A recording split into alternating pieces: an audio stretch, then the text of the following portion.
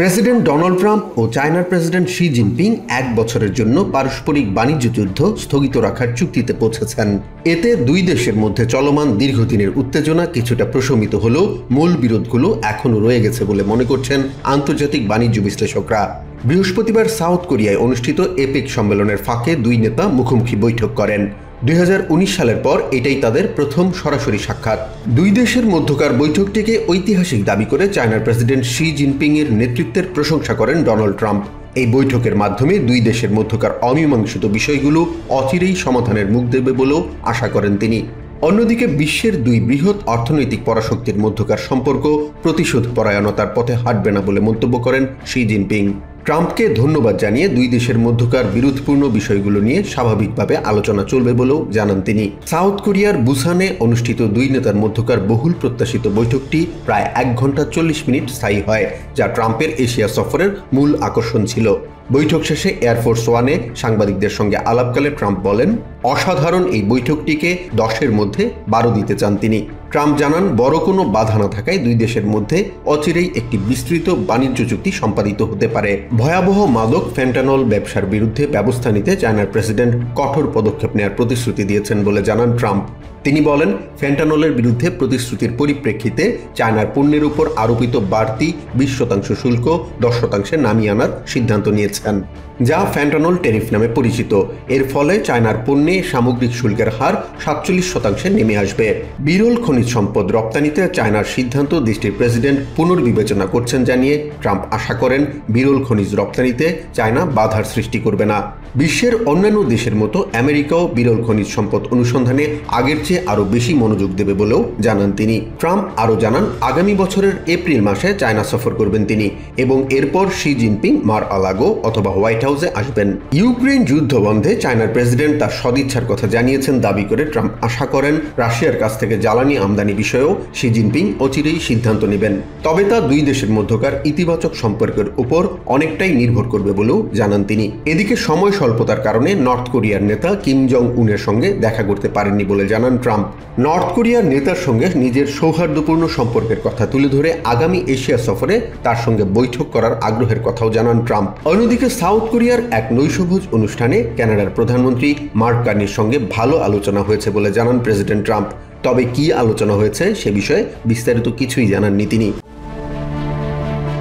৩৩ বছরের পুরনো এক অলিখিত চুক্তি ভেঙে পারমাণবিক অস্ত্র পরীক্ষা পুনরায় শুরুর নির্দেশ দিয়েছেন প্রেসিডেন্ট ডোনাল্ড ট্রাম্প। বুধবার রাতে ট্রুথ সোশ্যালে দেওয়া এক পোস্টে পেন্টাগনকে এই নির্দেশ দিয়ে তিনি বলেন, প্রক্রিয়াটি অবিলম্বে শুরু হবে।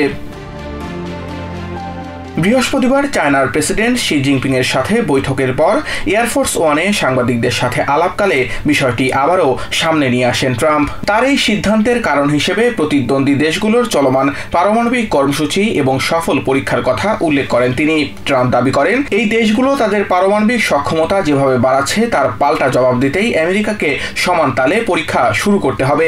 আমেরিকার শেষ পারমাণবিক অস্ত্র পরীক্ষা হয়েছিল ১৯৯২ সালে। এই নির্দেশের ফলে বৈশ্বিক পারমাণবিক অস্ত্র নিয়ন্ত্রণ প্রচেষ্টা এবং আন্তর্জাতিক সম্পর্কের ওপর বড় ধরনের প্রভাব পড়তে পারে। বিশেষজ্ঞরা সতর্ক করছেন, পূর্ণমাত্রার পারমাণবিক পরীক্ষা শুরু হলে বিশ্বজুড়ে তা একটি নতুন অস্ত্র প্রতিযোগিতা শুরু করতে পারে। বিরোধী আইন প্রণেতা এবং আন্তর্জাতিক মহল থেকেও এই সিদ্ধান্তের তীব্র সমালোচনা আসছে। এই নির্দেশ আটকাতে ইতিমধ্যেই নো নিউক্লিয়ার টেস্টিং অ্যাক্ট নামে একটি আইন প্রণয়নের ঘোষণা দিয়েছেন democratic senator Ed Markey. New York city mayor নির্বাচনে জনসমর্থনে এখনও প্রতিপক্ষের তুলনায় ২ অঙ্কের ব্যবধানে এগিয়ে রয়েছেন ডেমোক্রেটিক পার্টির প্রার্থী জোরান মামদানি।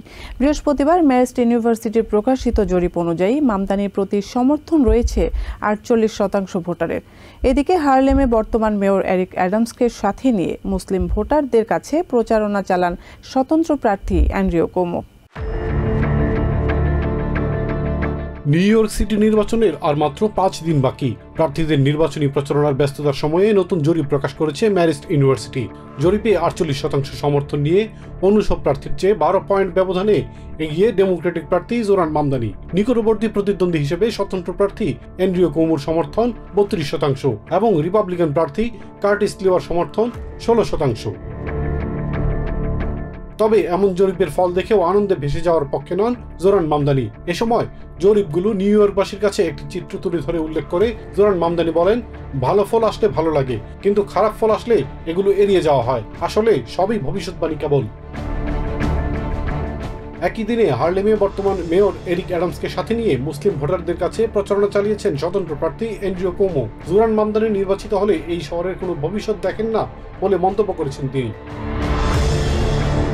এক সংবাদ সম্মেলনে সিটি মেয়র এরিক অ্যাডামস অভিযোগ করেছেন, মেয়র প্রার্থী জোরান মামদানির একাধিক মন্তব্যের কারণে শহরে ইহুদি বিদ্বেষ 57% বেড়েছে। একই দিনে নিউ ইয়র্কের সাবেক মেয়র ও বিলিয়নিয়ার মাইকেল আর ব্লুমবার্গ অ্যান্ড্রিউ কুওমোকে সমর্থন জানিয়েছেন। কুওমোর নির্বাচিত হলে $1.5 মিলিয়ন অনুদান দিয়েছে ব্লুমবার্গদের সুপার প্যাক। নিউ ইয়র্ক সিটির সংকট সমাধানে এই অনুদান দেওয়া হয়েছে বলে জানিয়েছে তারা। এই ঘটনায় প্রতিক্রিয়া জানিয়েছেন স্লিওয়া। সরকার সচল করতে ডেমোক্রেটরা অসহযোগিতা করছেন বলে অভিযোগ করেছেন ভাইস প্রেসিডেন্ট জেডি ভ্যান্স। তাদের আচরণ হাস্যকর, লজ্জাজনক এবং দায়িত্বজ্ঞানহীন বলেও মন্তব্য করেন তিনি। বৃহস্পতিবার হোয়াইট হাউসে সংবাদ সম্মেলন শেষে কথা বলেন তিনি। ভ্যান্স বলেন, সরকার বন্ধ থাকায় অক্টোবরে বিমান চলাচল ব্যবস্থা অনেক ধীরগতি হয়ে পড়ে। নভেম্বরেও সরকার চালু না করা গেলে এই পরিস্থিতি বিপর্যয়কর হয়ে উঠবে বলেও আশঙ্কা করেন তিনি। শাটডাউন 30 দিনে গড়ালেও সমাধানের কোনো লক্ষণ নেই। এমন পরিস্থিতিতে এয়ার ট্রাফিক বিভাগ, ইউনিয়ন নেতা এবং ব্যবসায়ী নেতাদের সাথে বৈঠক করেছেন ভাইস প্রেসিডেন্ট জেডি ভ্যান্স সহ রিপাবলিকান সেনেটররা। বৈঠক শেষে সংবাদ সম্মেলনে ভাইস প্রেসিডেন্ট জেডি ভ্যান্স বলেন, দেশের অর্থনীতি নির্ভর করে সময়মতো নিরাপত্তার সাথে কাজ করায়। এয়ার ট্রাফিক পরিস্থিতি কার্যকর ও শতভাগ চালু রাখা তাই খুবই গুরুত্বপূর্ণ। সরকার চালু করতে ডেমোক্রেটদের অসহযোগিতার কথা উল্লেখ করে জেডি ভ্যান্স বলেন, এটা হাস্যকর, লজ্জাজনক ও দায়িত্বজ্ঞানহীন আচরণ। এই সময় সরকার চালু করতে ডেমোক্রেটদের আরও 5 জনের ভোট প্রয়োজন বলে উল্লেখ করেন জেডি ভ্যান্স। সংবাদ সম্মেলনে ভ্যান্স বলেন, প্রতিটি দলীয় ও নীতিগত বিরোধ নিয়ে কথা বলা যায়, দ্বিমত পোষণ করা যায় এবং যুক্তি দেওয়া যায়, কিন্তু তারও আগে প্রয়োজন সরকার চালু করা। জিম্মি করে দাবি আদায় না করতে ডেমোক্রেটিক পার্টির নেতাদের প্রতি আহ্বান জানান ভাইস প্রেসিডেন্ট। ট্রান্সপোর্ট সেক্রেটারি শন ডাফি দেশের পরিবারগুলোকে জিম্মি না করার আহ্বান জানান। দিন দিন পরিস্থিতি আরও কঠিন হচ্ছে উল্লেখ করে তিনি আলোচনা ও সমাধানের আহ্বান জানান। সরকার চালুর লক্ষ্যে ডেমোক্রেটদের প্রতি রাজনীতি এক পাশে রেখে আলোচনার টেবিলে বসার আহ্বান জানান ইউনিয়ন নেতা শন ও ব্রায়ান। ক্লিন সিয়ার পাশ করিয়ে সমস্যাগুলো খুঁজে বের করা ও সমাধানের আহ্বান জানান তিনি। ইউনাইটেড এয়ারলাইন্সের সিইও স্কট কির্বি বলছেন, 30 দিন হয়েছে সরকার বন্ধ, এখন কোনো পক্ষ দেখার অবস্থা নেই। আমেরিকান অর্থনীতিকে ঝুঁকির মুখে না ফেলতে দ্রুত বিল পাস ও আলোচনা করতে ডেমোক্রেটদের প্রতি আহ্বান জানান তিনি। এশিয়া সফরে প্রেসিডেন্ট ডোনাল্ড ট্রাম্প চায়নার প্রেসিডেন্ট শি জিনপিং এর কাছে নতি স্বীকার করেছেন বলে মন্তব্য করেন সেনেট মাইনরিটি লিডার চাক শুমার। বৃহস্পতিবার সেনেট ছুটিতে যাওয়ার আগে তিনি এই মন্তব্য করেন। এছাড়া তিনি দাবি করেন, অচলাবস্থা নিরসনে তারা একাধিকবার আলোচনায় বসতে চাইলেও রিপাবলিকানরা আগ্রহ দেখাচ্ছে না। সেনেট মেজরিটি লিডার জন থুন দাবি করেছেন, ডেমোক্রেটরা সরকারকে আজীবন অচল করে রাখতে চান। সরকারের অচলাবস্থা নিরসনে কোনো কার্যকর উদ্যোগ নেওয়া ছাড়া সেনেট অধিবেশন মুলতবি ঘোষণা করা হয়েছে। এর ফলে পরবর্তী সেনেট অধিবেশনের আগে সরকারের অচলাবস্থা টানা 34 দিনে গড়াবে। অচলাবস্থা নিরসনে দুই দলেরই আইন প্রণেতারা অব্যাহতভাবে পরস্পরকে দোষারোপ করে আসছেন। এখন পর্যন্ত কোনো ধরনের সমঝোতায় আসতে পারেননি। সেনেট ফ্লোরে দেওয়া বক্তব্যে মেজরিটি লিডার জন থুন বলেন, সরকারি অর্থায়ন বিল আটকে দিয়ে ডেমোক্রেটিক আইন প্রণেতারা দেশের মানুষকে অনিশ্চয়তার দিকে ঠেলে দিয়েছেন।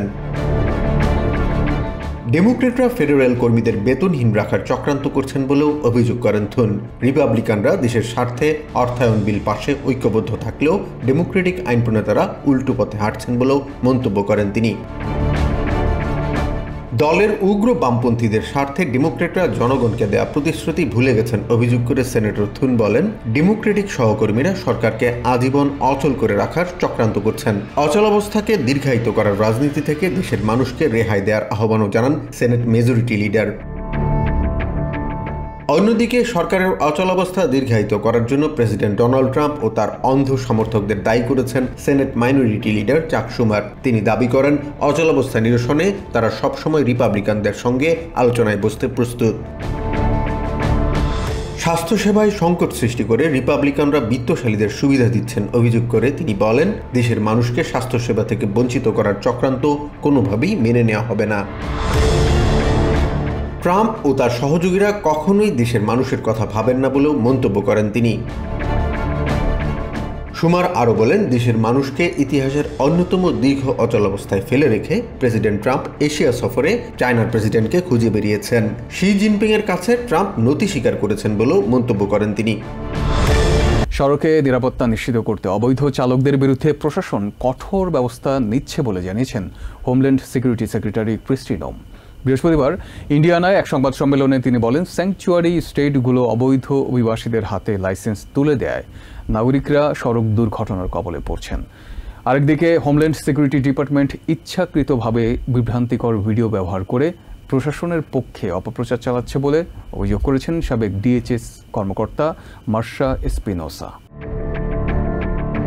অবৈধ অভিবাসীদের আটক ও কুখ্যাত অপরাধীদের গ্রেফতারে ট্রাম্প প্রশাসনের সাফল্য তুলে ধরে বৃহস্পতিবার সংবাদ সম্মেলন করেন হোমল্যান্ড সিকিউরিটি সেক্রেটারি ক্রিস্টি নোম।